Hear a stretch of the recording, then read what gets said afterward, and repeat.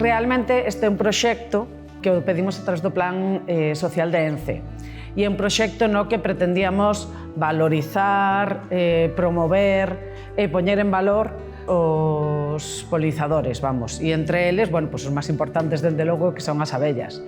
Moi importante tamén achegar aos xestores forestais un xeito de que, bueno, pues se vira a importancia que teñen as abellas para, bueno, pues mantemento da biodiversidade, para a promoción do ecosistema. Entonces, bueno, pues quixemos facer esta guía para xestores forestais, donde, bueno, pues lles axudar un pouquiño a ver outros usos do monte que non sexan madeireiros, pero que realmente van a repercutir en moitos beneficios, pues para todos, para outros sectores, para a gandeiría, para a agricultura, para a alimentación humana incluso, e para o mantemento da biodiversidade. Recordemos que as abellas son moi importantes, pues, por todos os produtos que producen, pero moitísimo máis, pues, por a polinización que nos dan. E isto, ademais, bueno, pues fai que outras especies, ademais, bueno, pues manteñan realmente, pues, a súa alimentación, pues, coa polinización desas froitos silvestres ou desas froitas ou deses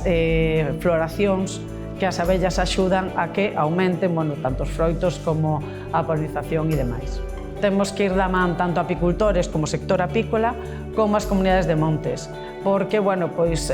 para ter as abellas nun medio, pois, que realmente sexa saudable e bo, bueno, pois eles teñen que facer unha serie de manexos ou técnicas que, bueno, pois non repercutan a nivel de mal nas abellas, e nós temos que ter en conta tamén que ese monte está aproveitado, ten outros usos, outros aproveitamentos forestais ou madeireiros ou o que sexa, e entón, bueno, tamén temos que ter en conta que as abellas se teñen que poñer en lugares nos que non estean estorbando, senón todo o contrario, e que, bueno, pues que ademais temos que intentar ter abellas máis mansas, e que, bueno, que non haxa realmente interaccións malas, sino todo o contrario, que sea un tándem moi beneficioso para todos e que repercuta para a mellora desta biodiversidade e o mantemento, pues, desta biodiversidade no medio. O proceso de elaboración foi bastante arduo. O primeiro que fixemos foi reunirnos e abordar diferentes o que queríamos transmitir na guía. Visitamos os concellos de Marín, Poio e Pontevedra, sobre todo, ademais de outros sitios. Fomos primeiro Colmeares, ver non só o colmear e a vegetación que había na contorna, visitamos toda a vegetación de todos os colmeares que visitamos nesos tres concellos. E a partir de aí elaboramos a guía, pois centrándonos nas necesidades que nos detectábamos ao facer eses recorridos. Foi un traballo, pois eso, como dixen, arduo, porque, bueno, veíamos que había moito que facer e que se pode facer. Era como ver que había moitas posibilidades que non se estaban aproveitando. Realmente temos unhas masas forestales en Galicia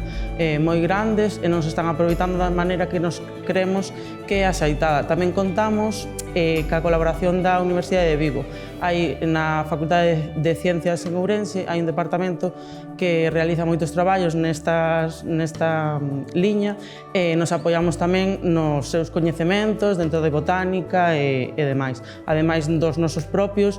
ca nosa veterinaria, os técnicos, non solamente eu, senón outros técnicos de campo, e, bueno, entre todos, pois fomos elaborando esta guía que hoxe vamos presentar. No monte galego é importante facer algúns cambios para que poida seguir sendo a fonte de alimento das nosas abellas, e o principal sería ter alternancia de especies arbóreas, que haxa eucaliptos, que haxa frondosas, que haxa un sotobosque amplio, que hai un sotobosque variado, de xeito que as abellas teñan recursos florais ao longo do todo o ano, non só nunha época, senón que teñan recursos durante todo o ano, pois na primavera, no verán e no outono, para que poida facer a invernada. E logo manter os desbroces, non facelos cando as plantas están en flor, para evitar quitarlles ese sustento ás abellas.